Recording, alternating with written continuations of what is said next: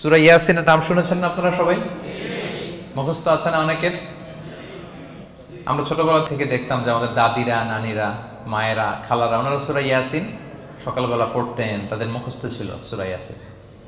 তো সূরা ইয়াসিন দুইটা পাড়ায় একসাথে করে অবস্থিত, 22 এবং 23 পারা।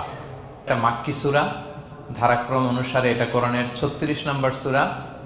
এই সূরাটির আয়াত সংখ্যা মোট 83। এই সূরার অনেক ফজিলত আছে, কিন্তু ফজিলতগুলো বেশিরভাগ দুর্বল সনদের। একটা শুধু হাসান পর্যায়ের হাদিস পাওয়া যায়, বাকি সব দুর্বল। তো দুর্বল হলেও সমস্যা নাই, ফজিলতের ক্ষেত্রে দুর্বল হাদিস গ্রহণ করা যায়। কি কি আছে? এক হাদিসে সুনানে তিরমিজির বর্ণনায় রাসূল সাল্লাল্লাহু আলাইহি ওয়াসাল্লাম বলেছেন, ইন্না লিকুল্লি শাইআন কলবান ওয়া কলবুল কুরআনি ইয়াসিন। সব জিনিসের হৃদয় আছে, আর কোরআনের হৃদয়ের নাম হচ্ছে সূরা ইয়াসিন। যে ব্যক্তি একবার সূরা ইয়াসিন পড়ে, সে 10 বার পুরো কোরআন পড়ার সওয়াব পেয়ে যাবে। এটা একটা ফাজিলত। আচ্ছা, আরেক ফাজিলতে আছে, রাসূল সাল্লাল্লাহু আলাইহি ওয়াসাল্লাম বলেছেন, ইকরাউ সূরাতা ইয়াসিন আলা মাউতাকুম। তোমাদের মুমূর্ষদের সামনে বসে সূরা ইয়াসিন পড়ো। মৃত্যু পথযাত্রী এখনই মারা যাবে, অসুস্থ হয়ে পড়ে আছে, তাদের যাতে কষ্ট কম হয়, লাঘব হয়, রাসূল সাল্লাল্লাহু আলাইহি ওয়াসাল্লাম বলেছেন সূরা ইয়াসিন তার সামনে বসে পড়ো। কেন? এটা আমি সামনে বলবো। এগুলো দাঈফ সনদের। হাসান পর্যায়ের একটা মাওকুফ হাদিস আছে, ইবনে আব্বাস রাদিয়াল্লাহু তাআলা আনহু বলতেন যে ব্যক্তি মান ক্বারা ইয়াসিন হিনা ইউসবিহু, সকালবেলা যদি কেউ সূরা ইয়াসিন পড়ে, তাহলে সারা দিনের সব কাজগুলো আল্লাহ তার জন্য সহজ করে দেয়। আবার রাতে যদি কেউ সূরা ইয়াসিন পড়ে, সারা রাতের সব কাজ তার জন্য আল্লাহ তাআলা সহজ করে দেয়। এবং ইবনু কাসির ওনার তাফসির মিন তাজরিবাতিহি, মানে তার এক্সপেরিয়েন্স থেকে, কোনো হাদিস দলিল না, ওনার অভিজ্ঞতা থেকে বলেছেন যে আমি যখনই কোনো বিপদে পড়েছি, সূরা ইয়াসিন তেলাওয়াত করার পর আল্লাহ তাআলা ওই কাজটা আমার জন্য সহজ করে দিয়েছেন। তো এখন সূরা ইয়াসিন বেশি বেশি তেলাওয়াত করবেন তো নাকি? মাশাআল্লাহ, ঠিক আছে। মাক্কি সূরাগুলোর মূল প্রতিপাদ্য বিষয় হচ্ছে তাওহীদ, রিসালাত, আখিরাত। মাক্কি সূরাগুলো সাধারণত তাওহীদ, রিসালাত এবং আখিরাত নিয়ে কথা বলে। সূরা ইয়াসিনও তার ব্যতিক্রম নয়। এই সূরারও মূল কথা তাওহীদ, রিসালাত এবং আখিরাত। বিশেষ করে পুনরুত্থান, পুনরুজ্জীবন, the concept of resurrection, life after death, মৃত্যুর পরে যে আবার আমরা জাগবো ঘুম থেকে, আবার জীবন হবে, আবার বিচার হবে, এটা বিশ্বাস হয় আপনাদের? হ্যাঁ, মক্কার লোকদের বিশ্বাস হতো না। তারা অবাক হয়ে শুনতো রাসূল সাল্লাল্লাহু আলাইহি ওয়াসাল্লামের কাছ থেকে যে বলে কি, আমরা মরে যাব, পচে যাব, গলে যাব, জীর্ণ শীর্ণ হয়ে যাব, আমাদের হাড্ডি খুঁজে পাওয়া যাবে না, অস্তিত্ব পাওয়া যাবে না, আবার আমরা নাকি জীবিত হব, আবার নাকি উঠবো, আবার বিচার, আবার কি কি বলে মুহাম্মদ। তারা মিলাতেই পারতো না এটা। তো এই জন্য তাদের কাছে দ্য কনসেপ্ট অফ আখিরা, life after death, especially the concept of রেসারেকশনটাকে ক্লিয়ার করার জন্য আল্লাহ তাআলা এই সূরাটা নাযিল করেছেন। তাহলে এই সূরার সেন্ট্রাল থিম, মূল প্রতিপাদ্য বিষয় হচ্ছে পুনরুজ্জীবন বা পুনরুত্থান, মানে আবার যে আমরা পুনরায় উঠবো। বিশ্বাস হয় আপনাদের? হ্যাঁ, এটা কিন্তু মহাসত্য, বিশ্বাস রাখতে হবে আমাদের যে না, মরে গেলে সাময়িক দেখা যায় পচে যায়, কিন্তু আবার আমরা উঠবো। এবং এজন্যই মুমূর্ষু ব্যক্তির সামনে সূরা ইয়াসিন পড়তে বলা হয়েছে। আপনি যখন সূরা ইয়াসিন পড়বেন, তার সামনে কাইন্ড অফ আপনি তাকে বোঝাতে যাচ্ছেন যে আপনি প্রকৃতপক্ষে মারা যাচ্ছেন না, এটা আপনার জীবনের পূর্ণ সমাপ্তি নয়, বরং এটা এই নশ্বর দুনিয়া থেকে আপনার অস্তিত্বের সাময়িক একটা বিদায়। কেউ যে মারা যাচ্ছে, আমার দাদা, আমার বাবা মারা যাচ্ছে, আমরা বিদায় দিচ্ছি, আজীবন হারাই ফেললাম নাকি তারে আমরা? কি সে কি আজীবনের জন্য মিসিং? সাময়িক একটা বিদায়, একটা শর্ট ব্রেক। ওনার অস্তিত্বের এই নশ্বর দুনিয়া থেকে ওনার অস্তিত্বের সাময়িক একটা বিদায়, কিন্তু পরবর্তী দুনিয়ায় তিনি কিন্তু আবার অনন্ত জীবন লাভ করবেন। তার মানে শারীরিক একটা মৃত্যু হচ্ছে, তার রুহের কোনো মৃত্যু নেই, হয় ইল্লিনে নয় সিজ্জিনে। ঠিক কিনা বলেন? আমাদের রুহগুলো কিন্তু মরে না, এটা আল্লাহর অর্ডারে ঢুকেছে, আল্লাহর অর্ডারে বের হয়, হয় ইল্লিনে নয় সিজ্জিনে। বিশ্বাসীদের রুহগুলো ইল্লিনে থাকে, আমাদের রুহগুলো যেন সেখানে থাকে, আমরা আল্লাহর কাছে কামনা করি, আমরা পড়ি আমিন। এজন্যই মৃত ব্যক্তিদেরকে আশাব্যঞ্জক করার জন্য এই সূরাটা, এই সূরার মধ্যে যে কথাগুলো বোঝানো হচ্ছে যে আবার আপনি উঠবেন, আবার জীবিত হবেন, আবার আমরা মিলিত হব, বিচারের মুখোমুখি হব, আবার আমরা জান্নাতে একত্রিত হব, আমাদের গেট টুগেদার হবে, আমাদের রিট্রিট হবে। মানে মৃত্যুর মধ্যে আমরা আনন্দ খুঁজে বেড়াই নাকি? হ্যাঁ, মৃত্যু নিয়ে অনেকের কত ভয়, কিন্তু আমরা তো মৃত্যুই একমাত্র ওয়ে যার মধ্য দিয়ে আমরা আমাদের রবের সাথে সাক্ষাতের গেট ওয়ে। এটা আল্লাহর সাথে সাক্ষাতের প্রথম ধাপ হচ্ছে আপনাকে দুনিয়া ছাড়তে হবে, এছাড়া কি আল্লাহর সাক্ষাৎ পাওয়া যাবে? যাবে না। এজন্য মৃত ব্যক্তির সামনে আল্লাহর হাবিব সাল্লাল্লাহু আলাইহি ওয়াসাল্লাম রাহমাতুল লিল আলামিন মুহাম্মদ রাসূলুল্লাহ সাল্লাল্লাহু আলাইহি ওয়াসাল্লাম তিনি সূরা ইয়াসিন তেলাওয়াত করতে বলেছেন।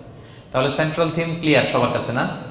এবার আসেন কিছু প্রাইম লেসন, কোর লেসন সূরা ইয়াসিন থেকে আমি সম্ভবত গত বছর আমার ভেরিফাইড ফেসবুক পেজ থেকে আমি 4টা লাইভ সিরিজ করেছি 4 ঘন্টার সূরা ইয়াসিনের উপর। আপনারা শুনবেন এগুলো, খুবই ওয়েল ডকুমেন্টেড ম্যানারে একাডেমিক ওয়েতে আলোচনা করেছি। যাদের সময় আছে শুনবেন এই লাইভগুলো। তো আমি এখন শুধু সার নির্যাসটা প্রাইম লেসন বা কোর লেসনগুলো নিয়ে আসি। 1 নম্বর লেসন হচ্ছে আল্লাহ তাআলা বলেছেন যে কোরআনের আয়াতগুলো একটার সাথে আরেকটা well connected, completely well knit, এটা well protected. One doesn't differ the other or contradict the আদার।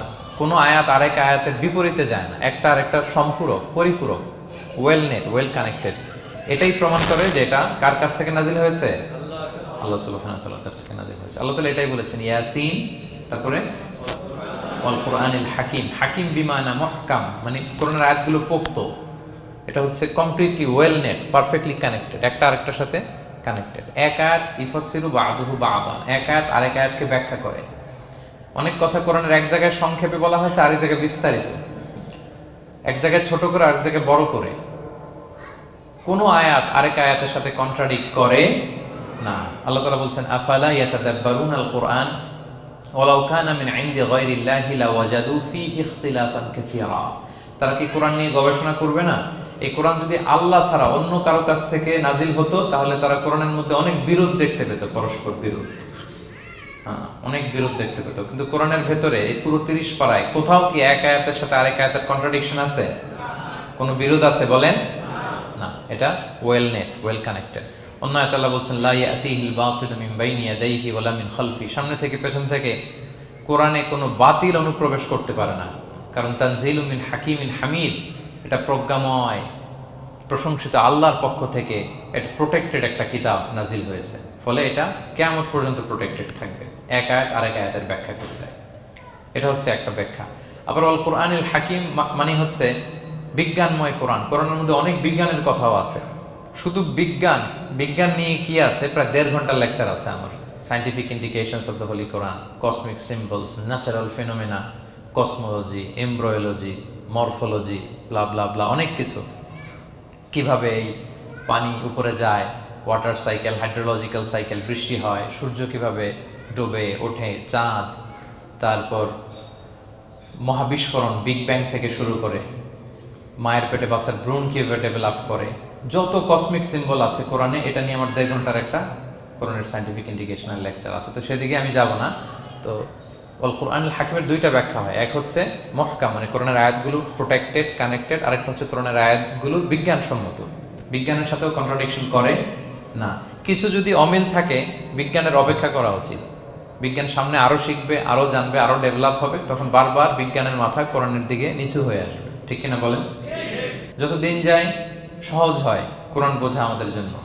বিজ্ঞানের আবিষ্কারের কারণে কোরআন বোঝা সহজ হয় এবং মিলে যাচ্ছে সবকিছু। তাহলে এটা হচ্ছে 1 নম্বর লেসন সূরা ইয়াসিন থেকে, যে কোরআনের সব ভার্সেসগুলো আর পারফেক্টলি কানেক্টেড, ইন্টারকানেক্টেড। 1 নম্বর। 2 নম্বর হচ্ছে সূরা ইয়াসিনের 10 নম্বর আয়াতে আল্লাহ তাআলা বলেছেন ওয়াসাওয়াউন আলাইহিম আনযারতাহুম আম লাম তুনজিরহুম লা ইউমিনুন। হে নবী, আপনি তাদেরকে ওয়ার্নিং দেন আর না দেন, সমান সমান, কাজ হবে না। এর কারণ হচ্ছে জেনে বুঝে যদি কেউ সত্যকে প্রত্যাখ্যান করে, তার অন্তরে আল্লাহ মোহর মেরে দেন। জেনে বুঝে সত্যকে প্রত্যাখ্যান করলে, আমি বুঝি নাই, আমি শুনি নাই, আমি জানি নাই, এটা আল্লাহ মাফ করবে। আমি কনভিন্স হই না, এই জন্য মানতেছি না, কিন্তু আমি জানি এটা সত্য, এরপরেও যদি সত্যটা গ্রহণ না করি, তাহলে কার মুক্তি আছে বলেন তো? না, তাহলে মুক্তি নেই। এজন্য যারা সত্যান্বেষী তাদেরকে আল্লাহ পছন্দ করেন। ভুল করে না এরকম কোনো মানুষ নাই পৃথিবীতে। সবাই আমরা ভুল করি, সবার ভুল হয়, এটাতে কোনো অসুবিধা নেই। কিন্তু জেনে আমি সত্যকে মানবো না, এটা আল্লাহ কখনো মেনে নেয় না। অন্য আয়াতে সূরা বাকারা আল্লাহ বলছেন খতামাল্লাহু আলা কুলুবিহিম ওয়া আলা সামঈহিম ওয়া আলা আবসারিহিম গিশাওয়া ওয়া লাহুম আযাবুন আযীম। যারা জেনে বুঝে সত্যকে মানে না, নেগলেক্ট করে, তাদের অন্তরে আল্লাহ সিল গালা মেরে দিয়েছেন, কর্ণকুহরে ছিপি ঢুকিয়ে দিয়েছেন, চোখের সামনে পর্দা, আর কিছু দেখে না। কারণ ওরা সত্যটা মানতে চায়, নিয়তি করে ফেলছে যে আমি মানবো না। কেউ যদি নিয়ত করে ফেলে যে আমি বুঝবো না, যত বুঝাক তারা বোঝানো যাবে। আমরা বাংলা একটা কথা বলি না যে ঘুমিয়ে থাকলে তাকে জাগানো সহজ, কিন্তু ঘুমের ভান ধরে আছে, ওরা তো ধাক্কা মারতেছি, টানতেছি, ও কি উঠবে ঘুম থেকে? না। এটার উদাহরণ দেখেন আবু জাহেল আর উমরে ফারুক রাদিয়াল্লাহু তাআলা, দুইজনই ইসলামের শত্রু ছিল, ইসলাম বিরোধী ছিল। কিন্তু ওমর ফারুক রাদিয়াল্লাহু তাআলা আনহু ছিলেন সত্যান্বেষী, সত্য শুনলেই মানতেন। কিন্তু আবু জাহেল ছিল তার বিপরীত, সে ছিল গোড়া, অহংকারী, ইগোইস্টিক সমস্যা ছিল তার। সে জানতো যে আল্লাহর হাবিব সাল্লাল্লাহু আলাইহি ওয়াসাল্লাম আল্লাহর পক্ষ থেকে নাজিল হওয়া আসা একজন রাসূল, কোরআন আল্লাহর পক্ষ থেকে নাজিল হওয়া একটা কিতাব, জানার পরেও সে মানে নাই, ফলে তার নসিবে হেদায়েত জোটে নাই। কিন্তু ওমর ফারুক রাদিয়াল্লাহু তাআলা আনহু কিছুদিন পরেই উনি শাহাদা পড়ে ফেলছেন এবং রাসূল সাল্লাল্লাহু আলাইহি ওয়াসাল্লাম দোয়া করেছিলেন যে আল্লাহ আল্লাহুম্মা আইজ্জাল ইসলাম বি আহাব্বি হাযাইনির রাজুলাইনি ইনদাক, আল্লাহ দুজন লোকের যাকে তোমার ভাল লাগে তাদের একজনকে ইসলামের ছায়াতলে এনে তুমি ইসলামটাকে শক্তিশালী করো। একজন হচ্ছে আবু জাহাল, আরেকজন হচ্ছে ওমর। আল্লাহ তাআলা কার জন্য দোয়াটা কবুল করেছেন বলেন তো? ওমর ফারুকের জন্য, কারণ ওনার হৃদয়টা সাদা ছিল, সাদা মনের মানুষ, কলবে সালিম, সত্য যেখানে ওইটাই উনি গ্রহণ করতেন, সত্যের সামনে দুর্বল ছিলেন। আর আবু জাহেল জেনে বুঝে সত্যকে প্রত্যাখ্যান করেছে। সো 2 নাম্বার শিক্ষাটা আমরা যেটা পেলাম যে জেনে বুঝে সত্য প্রত্যাখ্যান করলে আল্লাহ তার জন্য হেদায়েত বরাদ্দ রাখেন না। এজন্য আমরা আমাদের বাকি জীবনটুকু আমরা এই মেন্টালিটি, মাইন্ডসেট যেন আমাদের থাকে যে সত্য দেখলেই আমরা মানব, যেখানেই সত্য ওইটাই আমি গ্রহণ করব। কি বলেন? এটা যদি আমার বিরুদ্ধে যায়, আমার দলের বিরুদ্ধে গেলে, বাবার বিরুদ্ধে গেলে মানতেই হবে আমাকে। সত্য যেখানে আছে ওখানেই আমাদেরকে ছুটে যেতে হবে। দুটো চলে গেল। 3 নাম্বার হচ্ছে আমরা পৃথিবীতে যা করি আমরা অনেক সময় মনে করি যে দরজা বন্ধ করে দিলে, সুইচটা অফ করে দিলে আর বুঝি কেউ দেখে না। তা আসলে আমরা আসমানি বিশেষ নজরদারির ভেতরে আছি, এটা আমরা ভুলে যাই যে সবার চোখ ফাঁকি দেয়া গেল, একজনের চোখ ফাঁকি দেয়া যায় না। তিনি কে বলেন তো? লা তুদরিকুল আবসার ওয়া হুয়া ইউদরিকুল আবসার ওয়া হুয়াল লাতীফুল খাবীর। কেউ তারা দেখে না কিন্তু তিনি সবাইকে দেখে।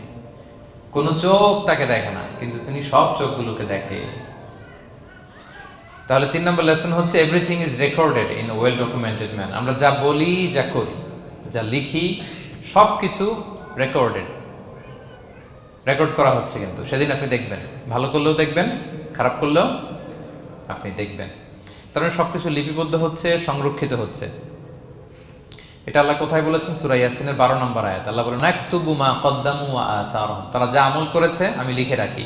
ওয়া আসারহুম, এবং যা তারা দুনিয়ার জন্য রেখে গিয়েছে তাও লিখে রাখি। মানে এনি অ্যাকশন দে লেফট বিহাইন্ড, এনি ইফেক্ট দে লেফট বিহাইন্ড। এটা সাদাকায়ে জারিয়া বা গুনায়ে জারিয়া। সাদাকায়ে জারিয়া হচ্ছে আপনি একটা ভালো কাজ করছেন, ধরেন যে দ্বীনি জ্ঞান শিক্ষা দিচ্ছেন, আমি সূরা ফাতিহা শিক্ষা দিলাম আপনাদেরকে, তো আপনারা এটা দিয়ে আজীবন নামাজ পড়তেছেন, আপনার সওয়াব তো আপনি পাবেনই, কিন্তু ওই যে আমি শিক্ষা দিলাম একটা পার্সেন্টেজ সওয়াব আজীবন আমার আমল নামে আসবে। শুধু তাই না, আপনি যে আবার আরেকজনকে সূরা ফাতিহা শিক্ষা দিবেন, সে তার পরবর্তী নেক্সট জেনারেশনকে সূরা ফাতিহা, এইভাবে কিয়ামত পর্যন্ত এই চেইন ধরে সূরা ফাতিহা যত লোক শিখবে তারা তাদের সওয়াব ঠিকই পাবে, কিন্তু তার একটা পার্সেন্টেজ সওয়াব আল্লাহ তাআলা আমার আমল নামে দিয়ে দিবে। এটাকে বলে আসার। ওয়া নাকতুবু মা কদ্দামু, নিজে যা আমল করলাম আল্লাহ বলে এটাও লিখে রাখছি। ওয়া আসারহুম, any effect you left behind in this দুনিয়া, যেটা আপনি রেখে গেছেন এটাও আল্লাহ লিখে রাখবে। এবং অকুল্লা শাইইন আহসাইনাহু ফি ইমামিন মুবিন, আল্লাহ বলেন সবকিছু একটা নথির ভেতরে নথিবদ্ধ করে। নথি চিনেন তো না? ডায়েরি, তারপর আমাদের বাংলাদেশে তো যে আগে হাল খাতা করতো না, টালি খাতা বিশাল বড় বড় এখন আছে কিনা, বিশেষ করে মুদির দোকানে দেখা যায় বড় মোটা মোটা ধপাস করে সে টেবিলের উপর ফেলে, তারপর আপনার নাম দেখে বের করে আপনার কত বাকি, কত দিতে হবে। এই যে টালি খাতা, এই নথি করে রাখছে আল্লাহ তাআলা আমাদের সবকিছু যা করলাম, যেটার ইফেক্ট দুনিয়াতে আমি রেখে গেলাম।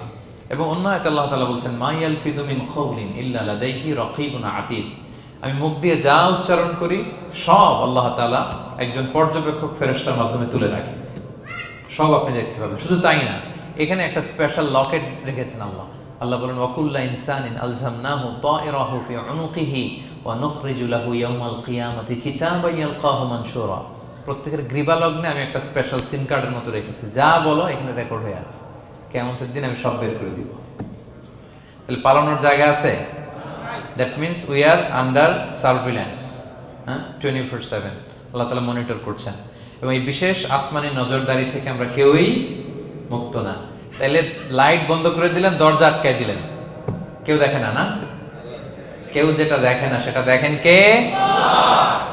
আচ্ছা, 3টা জেনে গেলেন। 4 নম্বরে হচ্ছে পৃথিবীতে সব নবীরা এক মিশন এবং ভিশন নিয়ে এসেছে। সব নবীরা লা ইলাহার দাওয়াত দিয়েছে, তাই না?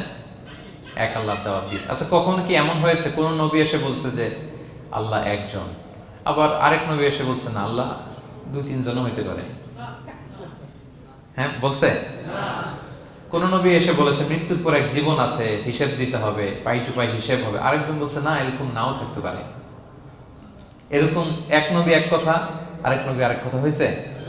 এগুলো নবীদের মধ্যে হয়, কবিদের মধ্যে হয়। এক কবি এক কথা বলে, আরেক কবি, এক দার্শনিক এক কথা বলে, আরেক দার্শনিক আরেক কথা, এক রাজনীতিবিদ এক কথা, আরেক রাজনীতিবিদ আরেক। এদের মধ্যে থাকাথাকি হয়, কিন্তু নবীদের মধ্যে কথার মধ্যে এগুলো আছে? কারণ তারা মন গড়া কথা বলে না। ওমা ইয়ানতিকু আনিল হাওয়া ইন হুয়া ইল্লা ওয়াহিয়ুন ইউহা। তাদের কথা আসে একটা হেডকোয়ার্টার থেকে। হেডকোয়ার্টারটা কার?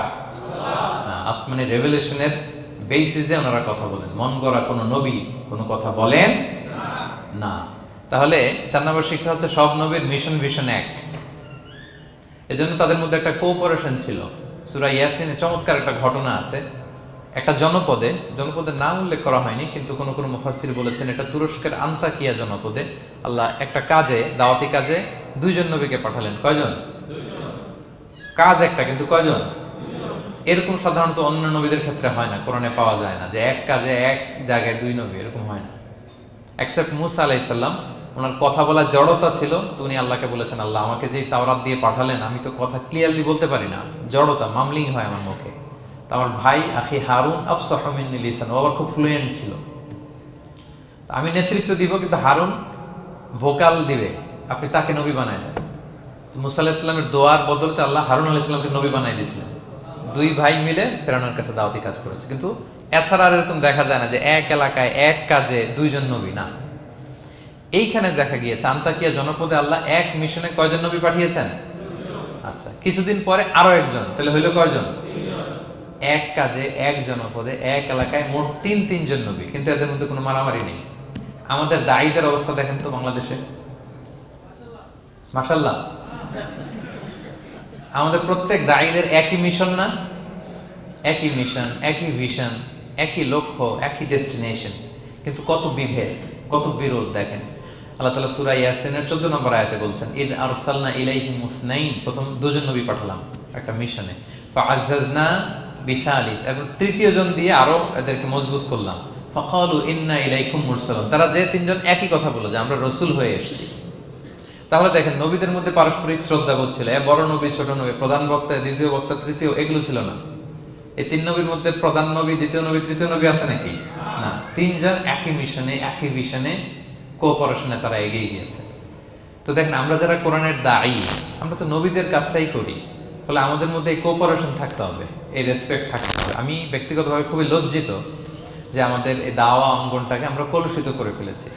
আমরা অন্য আলেমকে, অন্য দায়ীকে তুচ্ছ করা, তাচ্ছিল্য করা, ছোট করা, হেয় করা, তাকে বাতিল করা, নাকচ করা, এরকম আমরা করে থাকি। আমি একাই ইসলামের মুখপাত্র, আমি যা বলবো এটাই, এটা ঠিকাদারি আমার কাছে, এরকম একটা মেন্টালিটি আছে না? এটা নবীদের মাইন্ডসেট এরকম ছিল না। ওনারা কোঅপারেশনে, কোলাবোরেশনে কাজ করতেন, পার্টনারশিপে, একে অপরের প্রতি রেসপেক্ট ছিল। কোনো নবী আরেক নবীর বিসৎকার করে নাই, কিন্তু আমরা এক দায়ী আরেক দায়ীকে কাফের বলতেও তো আমরা দ্বিধাবোধ করি না, কি বলেন? আল্লাহ তাআলা আমাদের বোঝার তৌফিক দান করুন। 5 নাম্বার, নবীদের কাজ হচ্ছে আল বালাগুল মুবিন, ক্লিয়ার কমিউনিকেশন, শুধু পৌঁছে দেয়া, বাণীবাহকের কাজ করা। আল্লাহ তাআলা বলছেন ওমা আলাইনা ইল্লাল বালাগুল মুবিন। ওই 3 জন নবী যখন বুঝালেন, তারা এলাকাবাসী মানে না, রিজেক্ট করলো, কিন্তু তারা বললো যে আমাদের কাজ হচ্ছে পৌঁছে দেওয়া, মানবা কি মানবো না এটা তোমাদের কাজ। আমাদের কাজ কি? আল বালাগুল মুবিন, কোরআনিক টার্মিনোলজি, মানে হচ্ছে ক্লিয়ার কমিউনিকেশন, আমাদের কাজ পৌঁছে দেওয়া, এর বেশি কিছু না। আমরা অনেক সময় একটু জবরদস্তি করতে চাই, জোরাজুরি করতে চাই, এই নামাজ পড়ো না কেন, তাকে জোরাজুরি করা, দাঁড়িয়ে রাখানো, জোরাজুরিতে বেশি কাজ হয় না। আপনি পাওয়ারফুল মেসেজ দিবেন, ইনফ্লুয়েন্স করবেন, এতেই আল্লাহ হেদায়েত দিবে। কারণ হেদায়েতটা নিয়ন্ত্রণ করেন একমাত্র কে?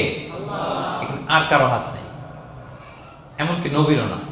কোন নবীও চাইলে কাউকে হেদায়েত দিতে পারে না। আল্লাহর হাবিব সাল্লাল্লাহু আলাইহি ওয়াসাল্লাম মক্কাবাসীদের পেছনে ঘুরতে ঘুরতে পেরেশান। উনি তো রহমতের নবী, উনি ভাবতেছিলেন হায়রে একটু যদি আমার কথা মানতো তাইলেই তো জাহান্নাম থেকে বেঁচে যায়। আর একটু দাওয়াত দেই, সকালে দেই, দুপুরে দেই, বিকেলে দেই, রাতে দেই। তাদের পিছনে ঘুরতে ঘুরতে রাসূল সাল্লাল্লাহু আলাইহি ওয়াসাল্লাম পেরেশান হয়ে যেতেন। আল্লাহ তাআলা সূরা কাহফে আয়াত নাযিল করলেন, ফালাআল্লাকা বাকিউন নাফসাকা আলা আসারিহিম ইল্লাম ইউমিনু বিহাদাল হাদীথ আসাফা। নবী, ওরা যদি শুনতে না চায়, আপনি তো ওদের পিছনে ঘুরতে ঘুরতে পাগল হয়ে যাচ্ছেন বোধহয়, না রেখে দেন, মানলে মানুক, না মানলে নাই। হেদায়েত দেওয়ার মালিক হচ্ছে আমি। ফাযাক্কির ইন্নামা আনতা মুযাক্কির, আপনি শুধু স্মরণ করিয়ে দেন, উপদেশ দেন। লাস্তা আলাইহিম বিমুসাইতির, আপনি বল প্রয়োগ করতে আসেন, আপনাকে দারোগা বানাই পাঠিয়ে, আপনি শুধু পৌঁছে দিবেন। এমনকি রাসূলুল্লাহ সাল্লাল্লাহু আলাইহি ওয়াসাল্লাম ওনার চাচা আবু তালেবের হেদায়েতের জন্য অনেক ট্রাই করেছেন, কিন্তু হেদায়েত নসিব হয়েছে বলেন?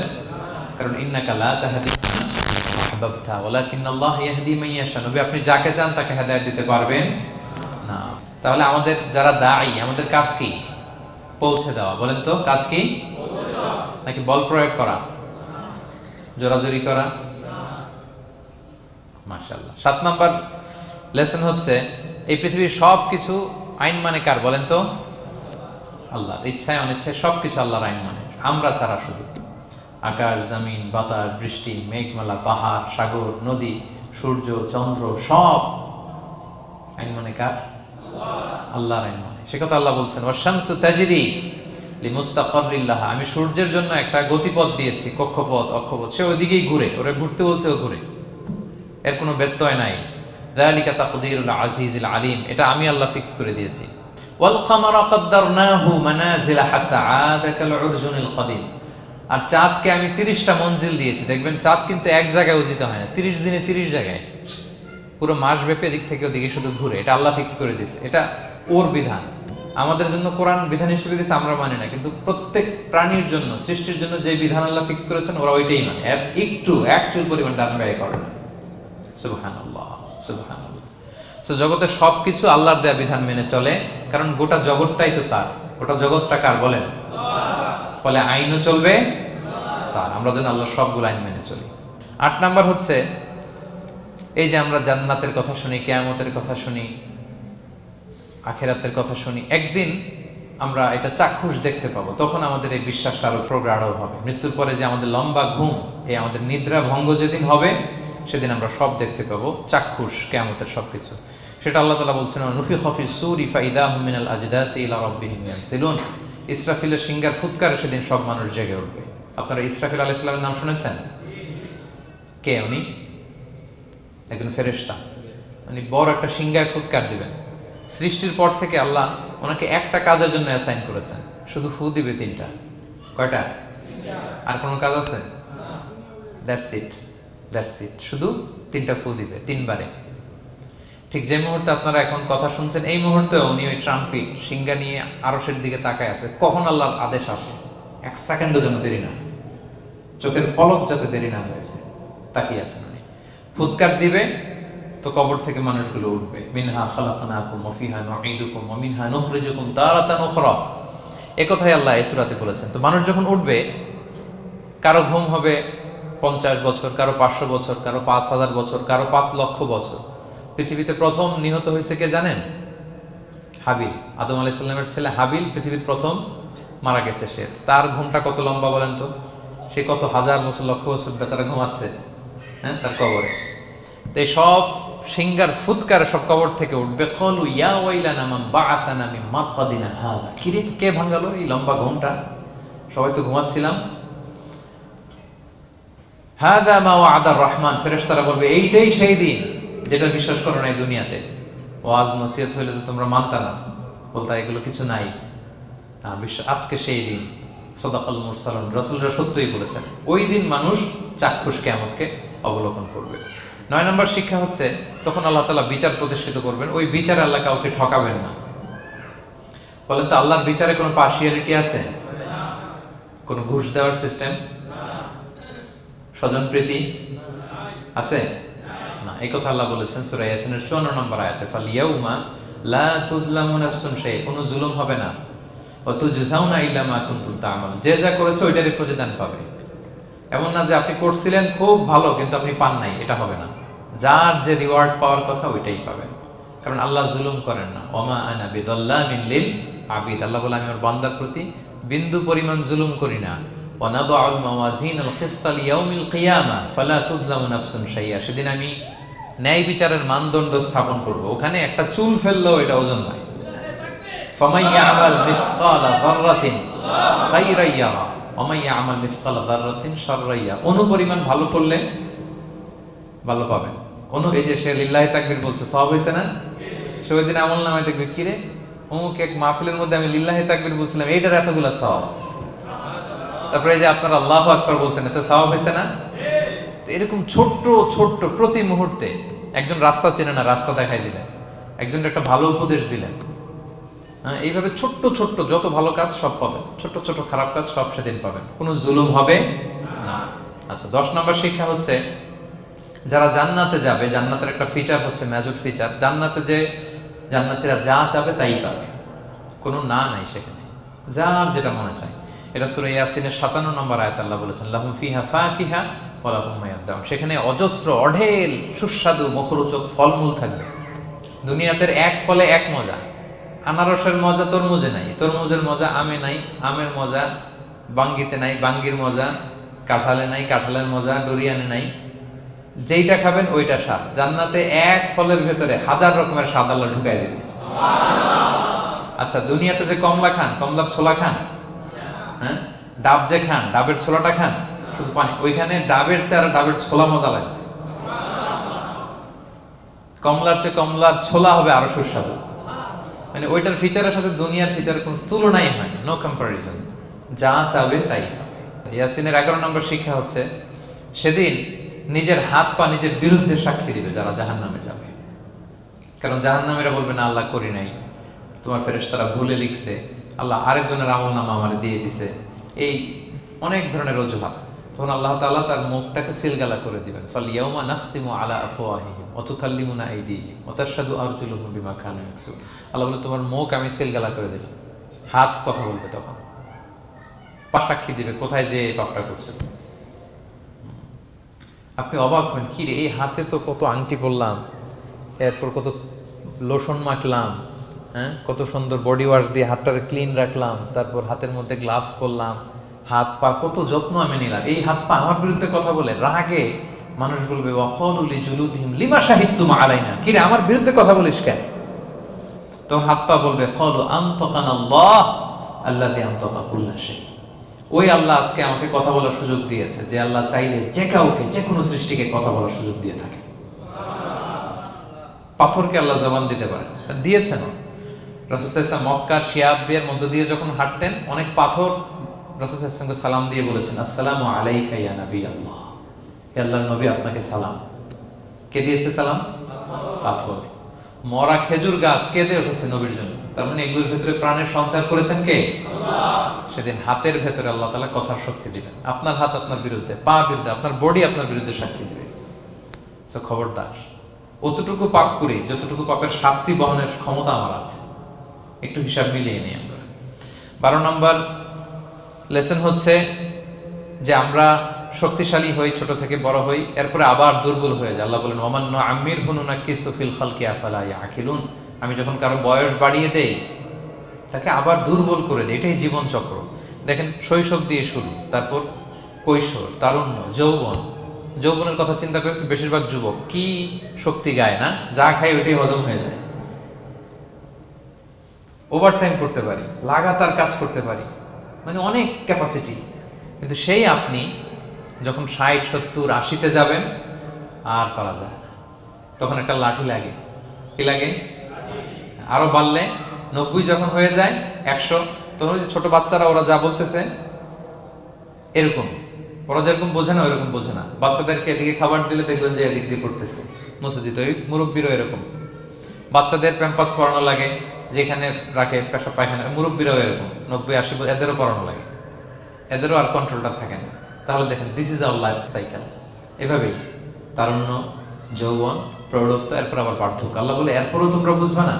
এটা আল্লাহ বুঝাতে চাইলেন যে আল্লাহ এক দেহে এত রূপ আনতে পারে, সে আল্লাহকে আবার তোমাদেরকে জীবিত করতে সক্ষম না? কারণ এই সূরার মূল কথা হচ্ছে পুনরুজ্জীবন, রেসারেকশন। আল্লাহ বারবার ঘুরিয়ে ফিরিয়ে নানা আয়াত দিয়ে বুঝাতে চাচ্ছেন যে আমি তোমাদেরকে আবার পুনরায় জীবিত করতে পারি। তো যে আল্লাহ এত কিছু করতে পারে, সে আবার আমাদেরকে জীবিত করতে পারে না? বলেন। আচ্ছা, 13 নম্বর শিক্ষা হচ্ছে অতীত ভুলে যাওয়া। এটা আমাদের জীবনের জন্য অনেক বড় বোকামি।